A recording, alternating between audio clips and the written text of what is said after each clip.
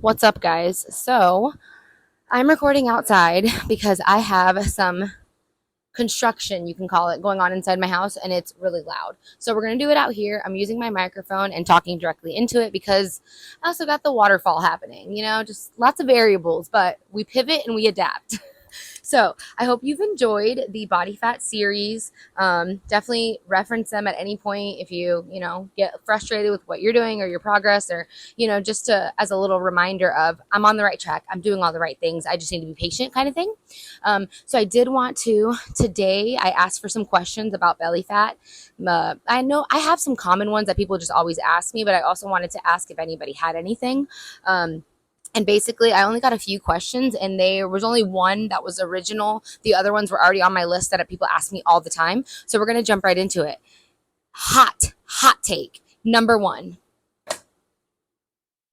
Why did none of the belly fat series include exercising? Well, great question. That is because exercising is not going to reduce your belly fat. Your nutrition, your habits, your daily habits are. Now, obviously, there's nuance to that. There's gray here. What do you mean, Kendra? So I don't need to work out? Of course, you need to work out. Number one on the episode 2 of reducing belly fat was build more muscle. So, how do you build more muscle? You strength train. There are no isolated ab exercises that you need to do that are going to reduce belly fat because it doesn't work that way. I suggest building muscle just for overall body fat health and body composition. That will reduce your belly fat, but that doesn't mean that you need to do, specific crunches, or there's a special ab series that is going to be most beneficial for you to reduce belly fat, because the exercise does not reduce your belly fat. I know we all wish it did because that's the fun stuff. But the reality is the stuff that reduces belly fat is the boring basic shit that nobody wants to spend the time doing, but that's what you need to do. And I'm sorry, in case and even if they do invent something, I was going to say if they invent something, then sure. But even if they do invent something, living a healthy lifestyle, there's so many benefits to it aside from having reduced belly fat or low levels of belly fat. There's so many other benefits from it that you would be missing out if you just took a pill but didn't change any of your habits. So that is why there were no exercises in the belly fat series. Should have got some sunglasses. Okay. When I don't eat carbs, I lose scale weight. Yes, common. That doesn't mean that's body fat. That doesn't mean you're losing body fat, and that definitely doesn't mean you're losing belly fat.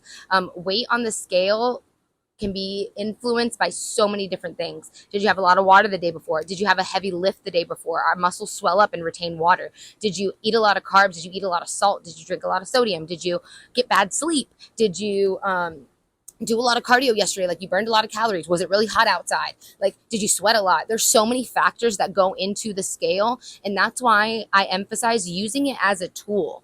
It is not the number one thing. It is something that we do need to take into consideration. Obviously, I'm not going to say throw it away, but if you're not using photos, tape measurements, a caliper, and the scale, plus trying to take a step back and realize, am I sleeping better? Do I have better energy? Am I less moody? Am I more like, if you're not taking all of those into consideration for your progress, then you are really missing out. And that is honestly probably the number one reason why most people don't see success, because they quit.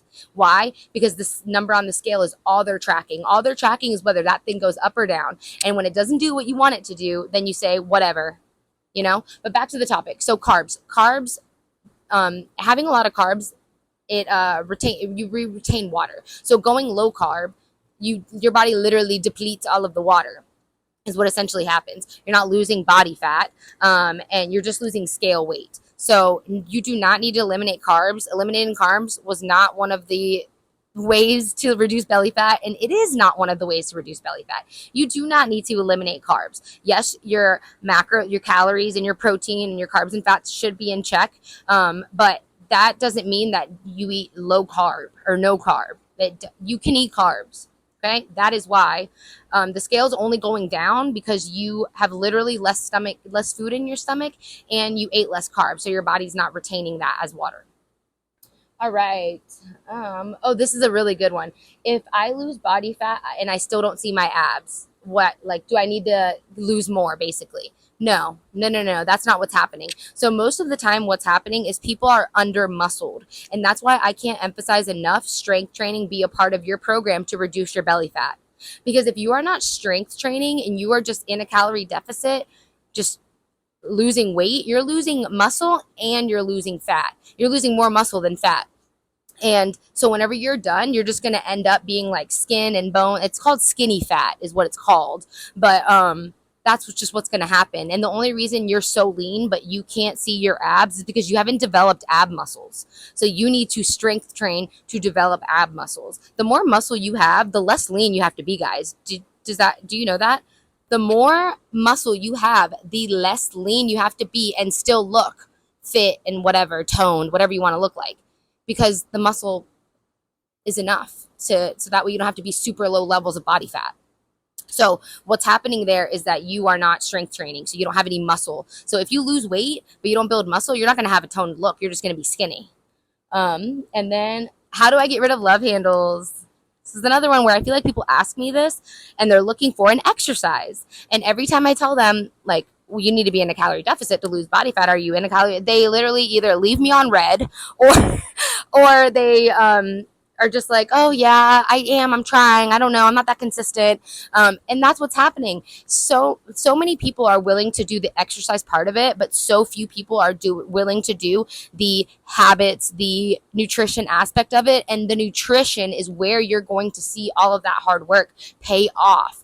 Okay. Yes, you can get stronger, obviously, in the gym. But if you want to get to, healthy levels of body fat and an overall healthier life, then you need to be looking at your nutrition more seriously than you are looking at your strength training. Okay. If weight loss or fat loss is your priority. So, there's no exercise that you can do to get rid of love handles, guys. It's reducing your overall body fat. And how we're going to do that? We're going to do that by building muscle, increasing our fiber, increasing our protein, make sure we're getting 7 to 10K steps, reducing sugary drinks, limiting alcohol during this phase, making sure we're getting sleep and recovery. All of those things are what is going to reduce those love handles. And I know that's not what people want to hear. And I know it's not attention grabbing. But I'm just going to keep it real with you. And this is the truth of how you will see results, period. I promise you, if you stick with the things that I have told you, you are going to see results. You need to stick with them for at least 4 weeks before coming for me. Okay. Okay. So that was it. I really hope you found this series helpful. If you want another series, let me know what you want to talk about, and I can do another series on something else. And if you have any comments or questions, feel free to comment below, or you can find me on Instagram. You can email me, check out my website, whatever you want to do to find me. And yeah, I'll see you next time. Bye.